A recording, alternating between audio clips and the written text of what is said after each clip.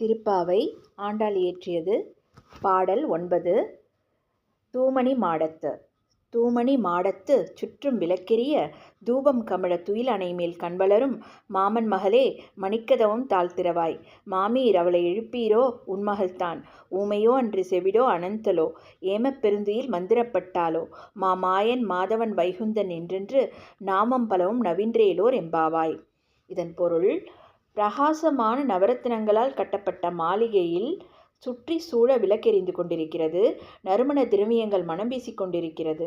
அந்த அழகிய பஞ்சுமெத்தையில் உறங்கும் எங்கள் மாமன் மகளே, உன் வீட்டு மணிக்கதவை திறப்பாயாக. எங்கள் அன்பு மாமியே, அவளை நீ எழுப்பு. உன் மகளை எத்தனை நேரமாக நாங்கள் கூவி அழைக்கின்றோம். அவள் பதிலே சொல்லவில்லையே. அவள் ஊமையா, செவிடா, சோம்பல் அவளை ஆட்கொண்டு விட்டதா, அல்லது எழ முடியாதபடி ஏதாவது மந்திரத்தில் சிக்கிவிட்டாளா? உடனே அவளை எழுப்பிவிடு. எங்களுடன் இணைந்து மாயங்கள் செய்பவன், மாதவத்துக்குச் சொந்தக்காரன், வைகுண்டத்துக்கு அதிபதி என்றெல்லாம் அந்த நாராயணனின் திருநாமங்களை எங்களுடன் சேர்ந்து கூற சொல். உலக மக்கள் மாட மாளிகை பஞ்சுமெத்தை என சொகுசு வாழ்க்கையில் சிக்கி சோம்பலில் கட்டுண்டு கிடக்கின்றனர். இதிலிருந்து அவர்களை மீட்டு பகவானின் இருப்பிடமான வைகுண்டமே நிலையானது என்பதை அறிவுறுத்த வேண்டும். அந்த வைகுண்டத்தை அடைய பகவானின் திருநாமங்களை நாம் சொல்ல வேண்டும் என்று ஆண்டாள் இதில் குறிப்பிடுகிறார்.